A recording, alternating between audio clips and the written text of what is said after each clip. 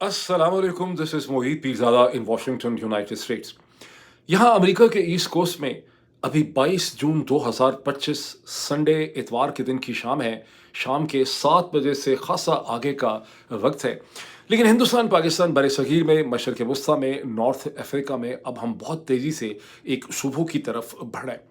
आपको याद होगा कि जो मैंने पिछला वीलॉग किया उसमें मैंने वार्न किया था, अलर्ट किया था कि बहुत जल्दी ईरान के ऊपर अमेरिका का हमला हो सकता है, ईरान की जोहरी तनसीबात के ऊपर। इवन मैंने कहा था कि इमाम अली ख़ामेनी जो हैं उन्हें भी टारगेट किया जा सकता है। फॉर्चुनेटली वो चीज़ तो नहीं हुई, लेकिन मैंने उसमें आपको ये भी बताया था कि अमेरिका इस हमले के लिए क्यों मजबूर है, इसराइल का उसके ऊपर किस किस्म का दबाव है। अब इस स्टेज पे मेरे सामने एक बहुत वेल रिसर्च्ड मेरे पास एक पूरा बयानिया है, और उसमें जो 4-5 की क्वेश्चंस हैं जिनको मैं रिस्पॉन्ड करना चाहता हूँ, आपके सामने रखना चाहता हूँ।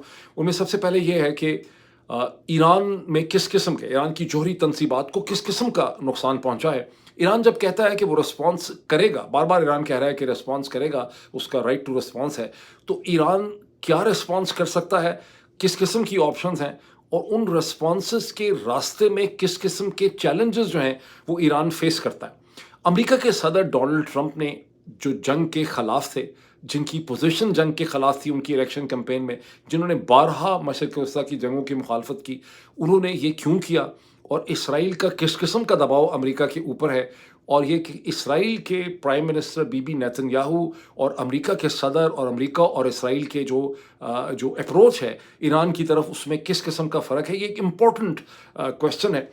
फिर ये कि पाकिस्तान की डिप्लोमेसी के लिए, पाकिस्तान के लिए किस किस्म का चैलेंज है। आज इस वीलॉग से मैं एक नए डिस्कोर्स का भी आगाज़ कर रहा हूँ। आने वाले कई वीलॉग्स में मैं ऐसे एक्सप्लेन करूँगा कि इसराइल आने वाले सालों के अंदर पाकिस्तान के लिए एक बहुत बड़ा चैलेंज बनता चला जाएगा, बहुत सी वजूहात की वजह से। लेकिन इस वक्त मैं सिर्फ इसके ऊपर सवाल मेरा ये है कि पाकिस्तान की डिप्लोमेसी जो है गुज़िश्ता 24 घंटे की, उसके लिए ये पूरी सिचुएशन किस किस्म का चैलेंज है। And one has to accept this thing कि पाकिस्तान ने इस चैलेंज को खासी महारत से एड्रेस किया, बिकॉज सैटरडे को पाकिस्तान ने हफ्ते के दिन डोनाल्ड ट्रंप को नोबेल पीस प्राइज़ के लिए रिकमेंड किया। उसके बाद डोनाल्ड ट्रंप ने ईरान के ऊपर हमला कर दिया। सारी दुनिया देख रही थी कि अब वो पाकिस्तान जिसने डोनाल्ड ट्रंप को नोबेल प्राइज़ के लिए, पीस नोबेल प्राइज़ के लिए रिकमेंड किया है, क्या वो डोनाल्ड ट्रंप के ईरान के हमले की मजम्मत और कॉन्डमनेशन करेगा। जहन में रखिए कि हिंदुस्तान के प्राइम मिनिस्टर, हिंदुस्तान की हुकूमत ने कोई कॉन्डमनेशन नहीं की अभी तक डोनाल्ड ट्रंप के ईरान के हमले की, लेकिन पाकिस्तान के फॉरेन ऑफिस ने स्ट्रॉन्गेस्ट पॉसिबल टर्म में ईरान के ऊपर ट्रंप के हमले की मजम्मत की, और कहा कि ये इंटरनेशनल लॉ की खुल्लम खुल्ला खिलाफ वर्जी है, रीजनल और इंटरनेशनल पीस को डिस्टेबलाइज यहाँ पे किया गया है। पाकिस्तान के प्राइम मिनिस्टर शहबाज शरीफ ने ईरान के प्रेसिडेंट मसूद पज़ेश्कियां जो हैं उनको फ़ोन किया, उसके रीड आउट में भी मजम्मत के अल्फाज जो हैं वो इस्तेमाल किए गए, कंसर्न शो किया गया। लेकिन पाकिस्तान की डिप्लोमेसी सिर्फ यही नहीं रुकी, बल्कि पाकिस्तान जिसके पास इस वक्त रोटेटिंग सीट है यूनाइटेड नेशन सिक्योरिटी काउंसिल की, उसने रूस और चीन के साथ एक जॉइंट करारदाद वहाँ पर पेश की जंगबंदी के लिए, सीज़ फायर के लिए। और उस करारदाद में वैसे अमेरिका का और इसराइल का नाम तो नहीं लिया गया, लेकिन उसमें ईरान पे हमले को स्ट्रॉन्गेस्ट लैंग्वेज वर्ड्स में कंडेम किया गया। ये भी जहन में रखिए कि आज ही के दिन, संडे के दिन, ईरान की दरख्वास्त के ऊपर यूनाइटेड नेशन सिक्योरिटी काउंसिल का एक इजलास भी हुआ, जिसमें ईरान ने अपना मौक़िफ़ जो है यूनाइटेड नेशन सिक्योरिटी काउंसिल के सामने रखा। तो ये बहुत सी डेवलपमेंट्स हैं, लेकिन मेरे सामने बहुत सी फाइन ट्यून्ड डिटेल्स हैं इन डेवलपमेंट्स के हवाले से जो मैं आपसे शेयर करना चाहता हूँ। लेकिन सबसे पहले मैं आपको रिमाइंड करवाऊँगा और रिक्वेस्ट करूँगा कि अगर अभी तक आपने इस यूट्यूब चैनल को ज्वाइन नहीं किया, एक इन्फॉर्म्ड लॉजिकल डिस्कोर्स के लिए इस यूट्यूब चैनल को आप ज्वाइन करें, इसके बेल आइकन, बेल नोटिफिकेशंस वगैरह खोलें, और इसके ऑल नोटिफिकेशंस फॉर यूट्यूब को खोलें, और उसके अलावा जिस व्हाट्सएप चैनल का लिंक मैं आपसे शेयर करता हूं उसे ज्वाइन करें। वो व्हाट्सएप चैनल आप तक बराह रास्त राब्ते में बहुत मदद देता है। अब चलिए इस चीज़ की तरफ, सबसे पहला क्वेश्चन कि ईरान को किस किस्म का नुकसान पहुँचा, हमारे सामने किस किस्म की तफसीलात अब तक आई हैं, उस हवाले से देखिए। संडे के दिन अमेरिका की मिलिट्री हाई कमांड ने और डिपार्टमेंट ऑफ डिफेंस ने एक बड़ी कॉम्प्रिहेंसिव ब्रीफिंग की इस हमले के हवाले से, जिसमें अमेरिका के सेक्रेटरी डिफेंस पीट हेग्सेथ भी मौजूद थे। लेकिन अमेरिका के नए जो chairman joint chief of staff हैं, जनरल डैन कीन जो हैं, जिनका नाम बहुत लिया जा रहा था, मैंने पिछले भी जिक्र किया था, उन्होंने इसकी ब्रीफिंग की और उस ब्रीफिंग में ये बताया गया कि जो ऑपरेशन था इसका नाम था मिडनाइट हैमर, जिसमें 125, वैसे तो इसमें 7 B-2 तैयारों का बहुत रोल है जिन्होंने अमेरिका से फ्लाई किया, लेकिन इसमें 125 अमेरिकन प्लेन्स जो हैं उन्होंने इसमें हिस्सा लिया। और जो नतान्ज या इस्फहान और जो फरदो है उसके ऊपर 14 मदर ऑफ ऑल बॉम्ब्स, जिनको GBU-57 कहते हैं, 14 बॉम्ब जो हैं वो फेंके गए। कहना उनका ये है। अच्छा, इसमें ये भी है कि इसमें एक इंटरेस्टिंग चीज़ है कि जो मैंने पिछले व्लॉग में आपको बताया था कि जो रॉयटर्स की और मुख्तलिफ खबर थी कि अमेरिकन B-2 बॉम्बर तैयारे जिनकी तादाद हमें पता नहीं थी, उन्होंने फ्लाई किया है। वो पहले गुआम में रुकेंगे, गुआम के बाद डिगुगार्शिया की तरफ जाएंगे।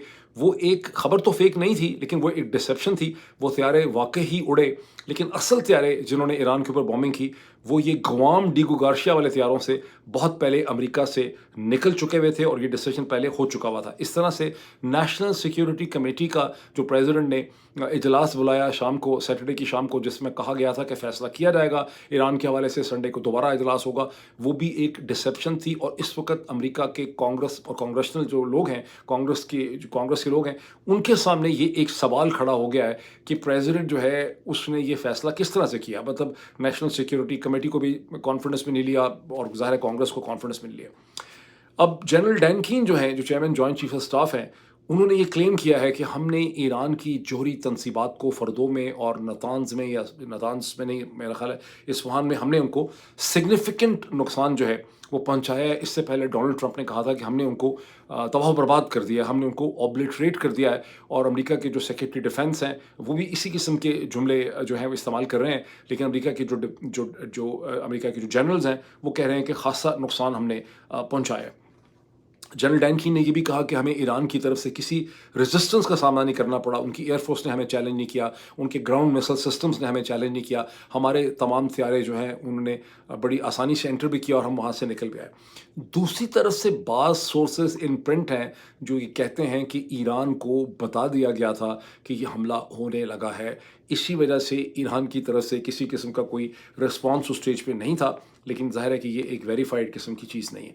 लेकिन ईरान के सोर्सेज जो हैं वो ये क्लेम करते हैं कि, और कॉमन सेंस भी ये कहती है, खाली सोर्सेज ये क्लेम नहीं करते, कि ईरान ने in anticipation of the attack on फर्दो, Isfahan and जगह जगह से उन्होंने अपना तमाम एनरिच यूरेनियम जो उनका मेन असासा था वो उन्होंने वहाँ से रिमूव करके एक अनडिस्क्लोज्ड लोकेशन में शिफ्ट कर दिया हुआ था।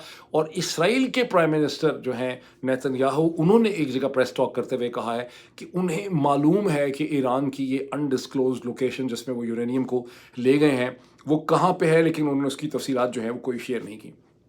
जो international atomic energy agency IAEA है, सऊदी एटॉमिक एनर्जी जो एजेंसी है, और जो ईरान की अपनी एटॉमिक एजेंसी है, तीनों ने ये वेरीफाई किया है कि अमरीकी हमलों के बाद किसी किस्म की रेडिएशन में इजाफा नहीं देखा गया। अब इसका क्या मतलब है? इसका एक मतलब तो यही है कि यूरेनियम हटा लिया गया था, या ये है कि धमाके इतने नीचे हुए हैं कि वो रेडिएशन जो है वो अभी तक ऊपर नहीं आ सकी है। अब इसमें एक कंट्रास्ट आप ये देखें कि पीट हेगसेथ जो हैं अमेरिका के जो सेक्रेटरी डिफेंस हैं, उन्होंने वाशगफ अल्फाज में कहा है कि ईरान में रजीम चेंज हमारा कोई हदफ, हमारा कोई गोल नहीं है, हम किसी रजीम चेंज में इंटरेस्टेड नहीं हैं। हमने जो करना था हमने कर लिया है, हमारे तैयारे वहाँ से निकल आए हैं, हमने मज़ीद कोई हमले नहीं करने। अनलेस कि ईरान कोई एस्केलेट करता है या हम पे कोई हमला करता है, फिर हम उसका जवाब ज़रूर देंगे। और यही चीज़ मार्को रूबियो ने भी कही है। और हमें यहाँ पर एक कंट्रास्ट ये नज़र आता है कि जो एक्सट्रीमली ज़ायनिस्ट किस्म के अमेरिकन कांग्रेसमैन हैं, जैसे सेनेटर लिंडसे ग्राहम हैं, लिंडसे ग्राहम जो हैं उन्होंने एक टेलीविज़न प्रोग्राम डिस्कशन में हिस्सा लेते हुए कहा है कि जो मिसाइल्स और रॉकेट्स इसराइल पे पड़ रहे हैं, इसराइल को इसका हल निकालना पड़ेगा, और हल यही है कि ईरान का रजीम जो है उसे तब्दील कर दिया जाए। और इसराइल में जहाँ नेतन्याहू ने बहुत शुक्रिया अदा किया है डोनाल्ड ट्रंप का, बहुत खुशियाँ मनाई गई, लड्डू फाड़े गए, वहाँ पर भी मसलसल रजीम चेंज की बात हो रही है कि ईरान के इस रजीम को चेंज करना ही होगा। अब आए इस चीज़ के ऊपर कि ईरान का रिस्पॉन्स जो है वो क्या हो सकता है। ईरान के फॉरेन मिनिस्टर अब्बास अरगची इस्तांबुल में थे ऑर्गेनाइजेशन ऑफ इस्लामिक कॉन्फ्रेंस जो है, जो कॉपरेशन है, उसके फॉरेन मिनिस्टर्स के इजलास के सिलसिले में, विच वॉज 51st सेशन उसका था। और वहाँ पर जब हमला हुआ वो वहाँ पे मौजूद थे। वहाँ पे उन्होंने प्रेस टॉक करते हुए कहा कि ईरान اس کا رسپانس ضرور دے گا. ان سے پوچھا گیا کہ ایران اس کا کیا رسپانس دے گا, کیا اسٹریٹ آف ہارموز کو بند کر دے گا. انہوں نے اس کوشچن کو ڈاج کیا. انہوں نے کہا کہ ایران کے پاس بہت سی آپشنز ہیں. اب یہ صرف پولیٹیکل ریٹرک ہے یا اس کے پیچھے ایک ڈٹرمنیشن جو ہے وہ ایگزسٹ کرتی ہے, یا ان کو نیڈ ہے بھی رسپانس کرنے کی کہ نہیں, کیونکہ اگر ان کا جس طرح کے نقصانات کی سچویشن ہمارے سامنے آ رہی ہے کہ سرفس کے اوپر نقصانات ہوا ہے, جو اوپر اسٹرکچر تھا بلڈنگس کا اس کا نقصانات ہوا ہے, ان کا مین اسٹرکچر بچ گیا, اس کی کوئی تفصیلات ہمارے پاس نہیں ہے. جیسے کہ IAEA نے یہ کہا ہے کہ جب تک آپ نیچے جا کے نہیں دیکھیں آپ کو اندازہ نہیں لگا سکتے کہ کیا نقصان ہوا ہے. اور امریکن ایئر فورس کے پاس بھی صرف ایریل شاٹس یا ایریل ویوز ہی ہیں. لیکن ایران کے پریزیڈنٹ مسعود پزشکیاں جو ہیں, ان کے ساتھ جب فرانس کے پریزیڈنٹ ایمینول میکرون کی بات ہوئی اور ایمینول میکرون نے ان سے ریکویسٹ کی کہ ایران اب بات کو آگے نہ بڑھائے, اسی پہ بات رک جائے, جو فرانس کی بھی پوزیشن ہے, برٹن کی بھی پوزیشن ہے, جرمنی کی بھی پوزیشن ہے, آسٹریلیا کی بھی پوزیشن ہے, ان سب ملکوں کی یہ پوزیشن ہے, تو ایران کے پریزیڈنٹ مسعود پزشکیاں نے کہا کہ یہ نہیں ہو سکتا, Iran will have to have a response. اب وہ رسپانس کیا ہو سکتا ہے؟ اب اس میں یہ بھی نوٹ کریں کہ پاکستان کے ہندوستان کے پرائم منسٹر نریندر مودی نے بھی مسعود پزشکیان کے ساتھ بات کی, اور پاکستان کے پرائم منسٹر شہباز شریف نے بھی بات کی. اور بات ہے کہ پاکستان کے پرائم منسٹر شہباز شریف کی ملاقات کے ریڈ آؤٹ میں کانڈمنیشن ہے, جبکہ ہندوستان کے پرائم منسٹر کے ریڈ آؤٹ میں لفظ کانڈمنیشن نہیں ہے, وہاں صرف کنسرن کا اظہار اپیرنٹلی کیا گیا. اب ایران کا جو رسپانس ہے وہ کیا شکل اختیار کر سکتا ہے؟ ظاہر ہے تمام امریکہ کے ایران کے آگے پیچھے جو خطہ ہے اس میں تقریباً 40,000 امریکن ٹروپس جو ہیں اس وقت موجود ہیں, 10 کے قریب امریکن بیسز ہیں. ایسٹرن میڈیٹرینین میں سمندروں کے اندر, گلف کے اندر امریکن جہاز, نیول فلوٹلز جو ہیں وہ موجود ہیں. میں نے اس پہ تھوڑی سی ریسرچ کی ہے سمجھنے کے لیے کہ ایران کے پاس کس قسم کے ویپن سسٹم ہے جو نقصان پہنچا سکتے ہیں. اینڈ آنسر جو مجھے سمجھ ملی ہے وہ خاصا کریڈیبل ہے کہ ایران کے جو ہائپرسونک مسلز ہیں, چونکہ ان کی سپیڈ اور مینیوربلٹی جو ہے وہ امریکہ کے جو شپس ہیں, جو نیول شپس ہیں, ان کے لیے بہت خطرناک ثابت ہو سکتی ہے. ایران کے پاس ری انٹری مسل سسٹم مارس بھی ہیں, اور ان کی مینیوربلٹی ہے جو اپنی ڈائریکشن کو چینج کرتے ہیں ہوا کے اندر, تو یہ خطرہ ہے. گوکہ امریکن شپس جو ہیں بتایا جاتا ہے کہ وہ ایجس سسٹم ان کو ڈیفینڈ کرتا ہے, وہ مسلس کے خلاف حملے کے لیے اکوپڈ ہیں. لیکن ایرانین مسلس کی اب سپیڈ اتنی زیادہ ہے, مینیوربلٹی اتنی زیادہ ہے کہ وہ امریکی جہازوں کو اگر نقصان پہنچانا چاہیں تو خاصا نقصان پہنچا سکتے ہیں. مجھے یہ بھی سمجھ آئی ہے کہ امریکن بیسز جو ہیں وہ جہازوں کے مقابلے میں زیادہ ایزی ٹارگٹ ہیں ایران کے مسلس کے لیے اگر ایران چاہے. لیکن کوشچن یہ ہے کہ کیا ایران ایسا کرے گا؟ بیکاز اگر ایران ایسا کرے گا, بیسز پہ اٹیک کرتا ہے یا جہازوں پہ اٹیک کرتا ہے, تو پھر جیسا کہ مارکو روبیو کہہ رہے ہیں اور جیسا کہ پیٹ ہیکسٹ کہہ رہے ہیں سیکرٹری ڈیفینس, تو ظاہر ہے کہ امریکہ اس کا خاصا خوفناک یا سخت قسم کا جواب دے گا. تو ایران نے کیا کیا؟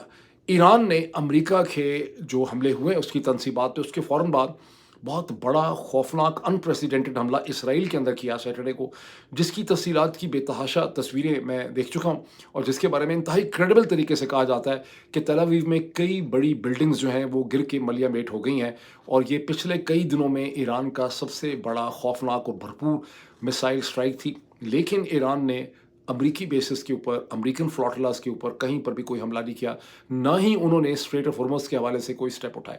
تاہم ایرانی پارلیمنٹ نے منظوری دی ہے ایران کی حکومت کو کہ ایران کی حکومت جو ہے اسٹریٹ آف ہارمز کو بند کر سکتی ہے. اس کا فائنل سٹیپ یہ ہے کہ ایک سپریم کونسل جو ہے اس نے اس کی اجازت دینی ہے, اور سپریم کونسل کے سامنے اسے رکھا جائے گا. لیکن ابھی تک کی بات سپریم کونسل تک نہیں پہنچی.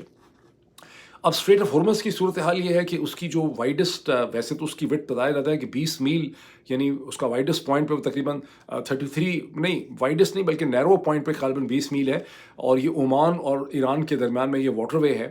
لیکن اس کا جو شپ لین ہے وہ صرف 2-3 کلومیٹر یا 2-3 میل چوڑا ہے, اور اس کو بہت آسانی سے کوئی بھی ٹینکر وہاں پر, اگر آپ 1-2 ٹینکر جو ہیں ان کو ڈبو دیں تو اس کو آپ خاصے دنوں کے لیے بند کر سکتے ہیں جب تک کہ آپ اس کو ایکسپلین کریں. اپیرنٹلی امریکن 5th فلیٹ جو ریجن میں موجود ہے اس کا مینڈیٹ یہ ہے کہ اس نے اسٹریٹ آف ہارمز کو کھلا رکھنا ہے. لیکن this is not the only challenge for Iran. Iran کا ایک بہت بڑا چیلنج یہ ہے کہ اسٹریٹ آف ہارمز سے جو دنیا کی کوارٹر سپلائی گزرتی ہے, کوارٹر یعنی آپ 25%, کہتے ہیں 20 سے 25% جو دنیا کی آئل سپلائی ہے وہ یہاں سے گزرتی ہے. لیکن اس کا 70% جو آئل ہے وہ چین, ہندوستان, साउथ कोरिया और जापान को जाता है। उसका बहुत ही कम ऑयल ऐसा है जो मगरबी दुनिया, यूरोप या अमेरिका का रुख इख्तियार करता है। अमेरिका तो वैसे भी तेल में खासा खुद कफील है इस हवाले से। तो अब ये भी ईरान के सामने एक चैलेंज है कि अगर स्ट्रेट ऑफ होर्मुज़ को बंद करते हैं तो चीन का तेल जो है वो बंद होता है, और चीन ज़ाहिर है ये नहीं चाहेगा और ईरान भी ये नहीं चाहेगा। अमेरिका की तरफ से पैगाम क्या है? अमेरिका की तरफ से पैगाम ये है कि हमने जो करना था कर लिया है। जैसे कि डोनाल्ड ट्रंप ने कहा है कि हमने जो करना था उसके बाद अब हमें अमन की तरफ जो है वो बढ़ना चाहिए।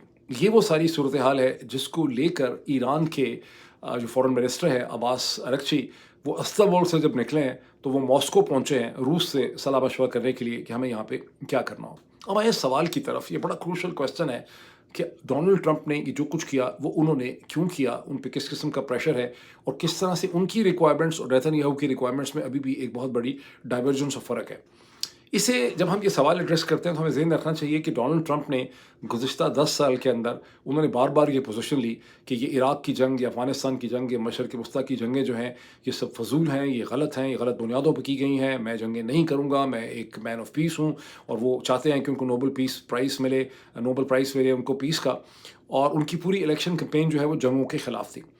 फिर ये भी एक हकीकत है, अच्छा इस ये जो अभी उन्होंने जो कुछ किया है इसके नतीजे में उनका अपना जो सपोर्ट बेस है वो भी स्प्लिट हो गया है। यानी मेक अमेरिका ग्रेट अगेन की जो पूरी मैगा की जो पूरी सपोर्ट बेस है वो भी स्प्लिट हो गया है। वहाँ बहुत गुस्सा पाया जाता है। सैटरडे की रात से और सुबह अमरीका और संडे के दिन में अमरीका में मुतअद्दिद शहरों के अंदर, जिसमें न्यूयॉर्क है, वाशिंगटन है, सैन डिएगो है, सैन एंटोनियो है, एलए की डिफरेंट जगह हैं, मुतअद्दिद अमरीकी शहरों के अंदर 50-51 कैंपेन जो है उसमें बहुत बड़े बड़े मुजाहरे किए हैं ईरान के फेवर में और डोनाल्ड ट्रंप की प्रेसिडेंसी के ख़िलाफ़। और डोनाल्ड ट्रंप की इवन इम्पीचमेंट जो है उसको डिमांड किया जा रहा है कि डोनाल्ड ट्रंप का दिमाग ख़राब हो गया है और इन्होंने खिलाफ वर्जी की है कॉन्स्टिट्यूशन की, कांग्रेस की मर्ज़ी के बाद इन्होंने ये जंग की। ये भी जहन में रखना ज़रूरी है कि 7 अप्रैल 2025 को जब डोनाल्ड ट्रंप ने इसराइल के प्राइम मिनिस्टर बीबी नेतन्याहू के साथ सेकंड टाइम मुलाकात की अपनी प्रेसिडेंसी की, तो कहते हैं कि उस वक्त उन्होंने उन्हें हैरान परेशान कर दिया जब उन्होंने वहाँ पे डिक्लेयर किया कि हम ईरान के साथ इन टच हैं टॉक्स के लिए। अब यहाँ पर दो किस्म के इसमें आर्गूमेंट पाए जाते हैं। एक तो ये है कि ये सब फ्रॉड था, और जब उन्होंने ख़त लिखा मार्च में तो दर हकीकत उनका मकसद नहीं था ईरान के साथ सुलह करने का, और वो वाकई हमला वगैरह करना चाहते थे।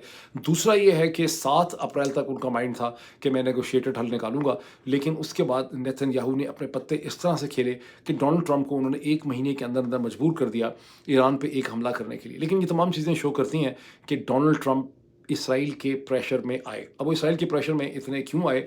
इसमें एक चीज़ बहुत ज़्यादा गर्दिश कर रही है अमेरिका के सोशल मीडिया के अंदर, और वहाँ पे ये कहा जा रहा है कि जो एप्स्टीन फाइल्स हैं, जो सेक्स स्कैंडल था, एप्स्टीन सेक्स स्कैंडल जो था, अ, उसमें डोनाल्ड ट्रंप का नाम भी फाइल्स में था। जैसा कि इलॉन मस्क ने चंद दिन पहले इल्ज़ाम लगाया कि उन फाइल्स में से रिडैक्शन की गई है, रिडैक्ट की एडिट करके डोनाल्ड ट्रंप का नाम निकाला गया, और लोग ये कह रहे हैं कि ज़ायनिस्ट के पास डोनाल्ड ट्रंप की वहाँ पर सेक्शुअल स्कैंडल्स में इन्वॉल्वमेंट का सबूत जो है वो पाया जाता है। ये वैसे कोई डन डील नहीं है, ये बिल्कुल भी कोई प्रूफ इसका नहीं 100% एग्जिस्ट करता, लेकिन इस पर स्पेकुलेशन बहुत है कि डोनाल्ड ट्रंप ज़ायनिस्ट के हाथ में ब्लैकमेल हो रहे हैं, ब्लैकमेल हुए हैं, जिस तरह से लोग समझते हैं कि वो रूस के सदर व्लादिमीर पुतिन के हाथ भी ब्लैकमेल होते हैं, और रूस के सदर के पास भी उनके हवाले से कुछ है।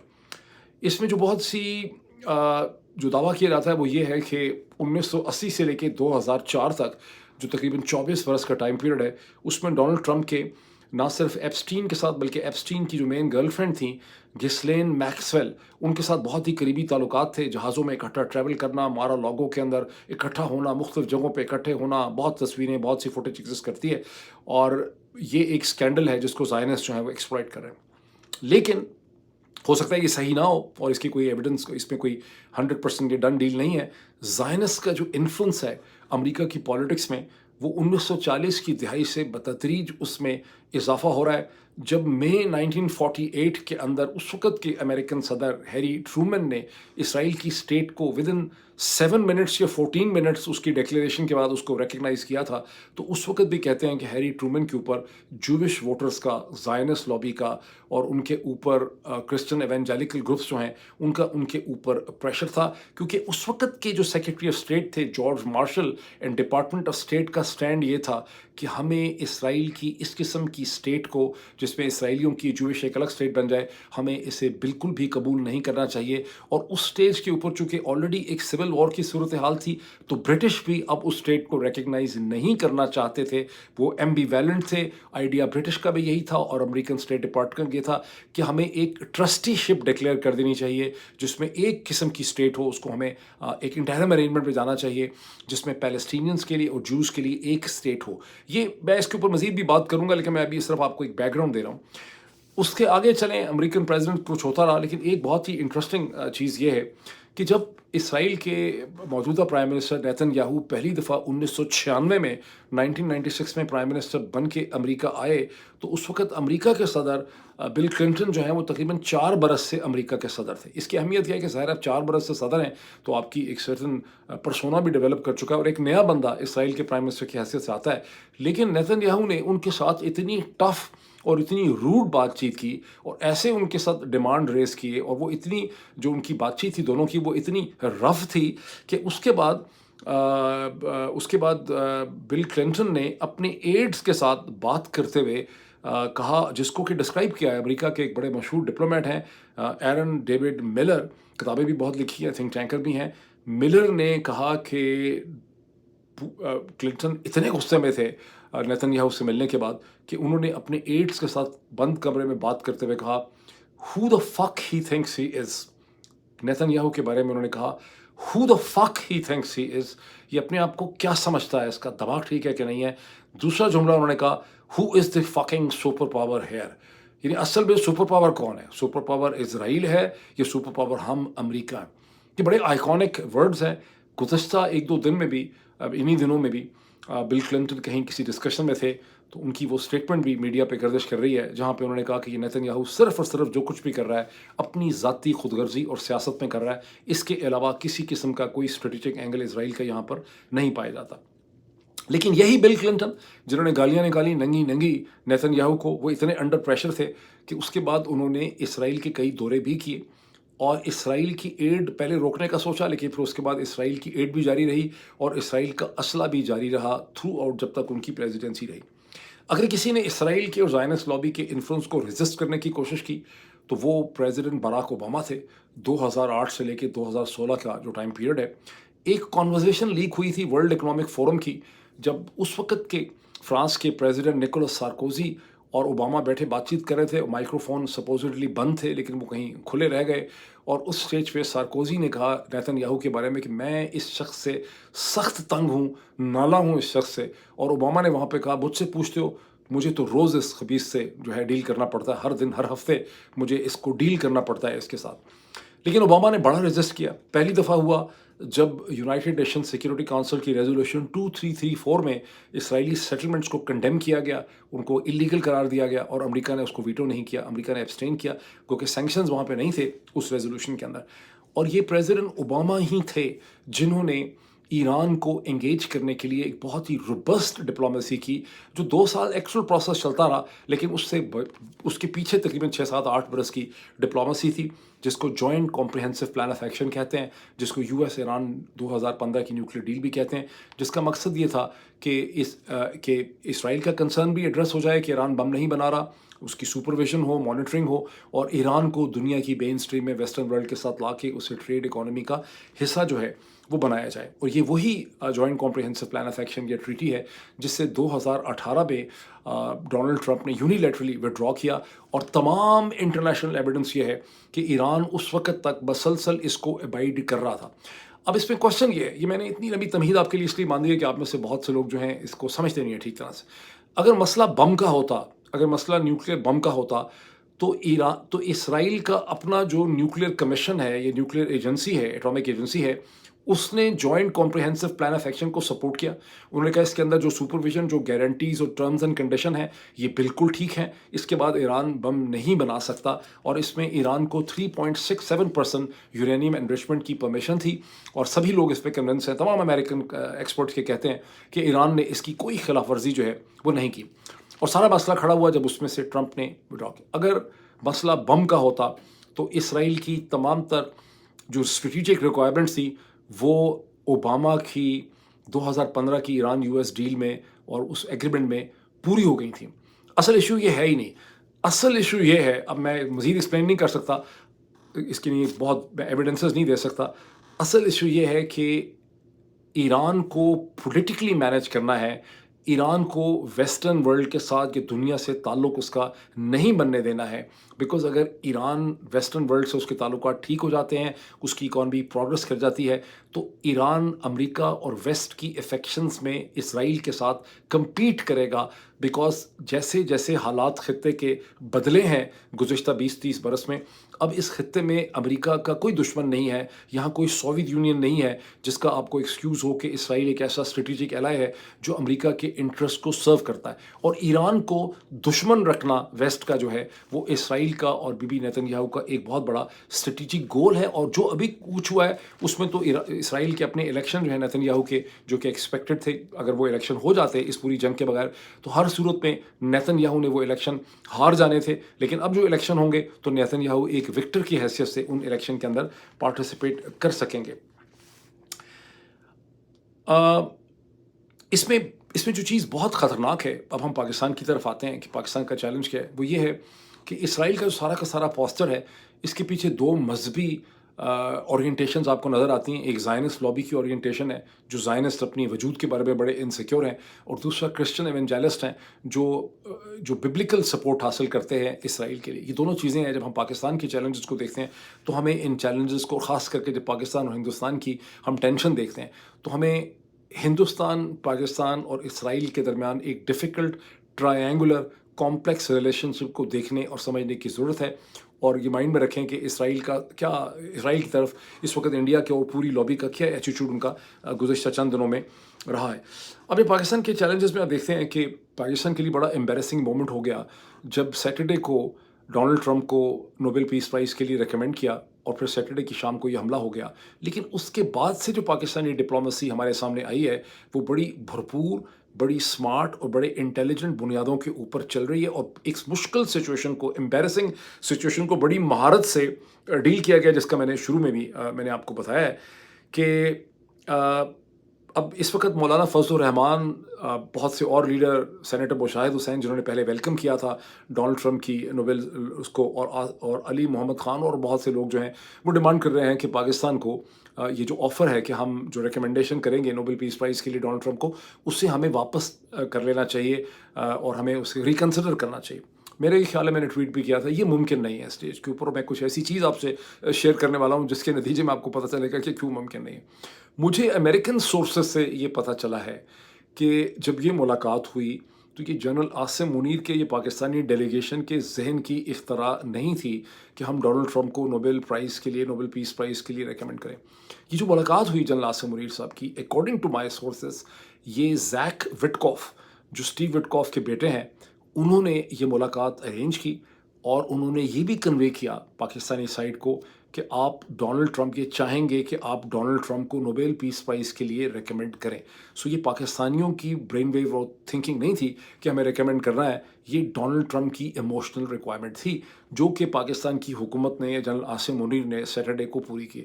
انڈر دی سرکمسٹانسز آپ اچھی طرح سے سمجھ سکتے ہیں، مطلب ہماری پالیٹکس اپنی جگہ پہ، کہ اس سٹیج پہ اگر پاکستان اس سے پیچھے ہٹتا ہے تو ظاہر ہے کہ ڈونلڈ ٹرمپ کے لیے یہ بہت بڑی امبیرسمنٹ اور یہ بہت بڑا غصہ ہوگا. اور اس سٹیج پہ اب پاکستان یہ افورڈ نہیں کرتا کہ وہ اس سے پیچھے ہٹیں. پاکستان جو افورڈ کرتا ہے اس پہ پاکستان بہت اچھا کھیلا ہے جب انہوں نے ایک جوائنٹ ریزولوشن کا حصہ بن گئے ہیں رشیا اور چائنا کے ساتھ. شہباز شریف کا کال کرنا مسعود پزشکیاں کو، یہ سب بڑے پازیٹیو سٹیپ تھے. اب آگے جو چیلنج ہے، میں آپ کو بات میری ختم ہوگی، میں آپ کو صرف ایک چیز بتاؤں جس کو میں اگلے ویلاگس میں ایڈریس کروں گا. میں جو سچویشن دیکھ رہا ہوں اس حوالے سے، ایون اسرائیل کی ریکگنیشن جو ہے وہ پاکستان کے اسرائیل مسئلے کو حل نہیں کر سکے گی. ایران اسرائیل سے 1000 سے 1500 میل دور ہے، اور اسلام آباد اور تل ابیب 2000 میل دور ہے. آج سے 10-15 برس پہلے یہ جو فزیکل ڈسٹنس تھا یہ بہت زیادہ میٹر کرتا تھا. جب پاکستان جوہری طاقت بنا 80s میں، وہ معاملات اب چینج ہو گئے ہیں. اب ایک نئی سچویشن ڈیولپ کر گئی ہے جس میں سونر اور لیٹر زائنسٹ جو ہیں وہ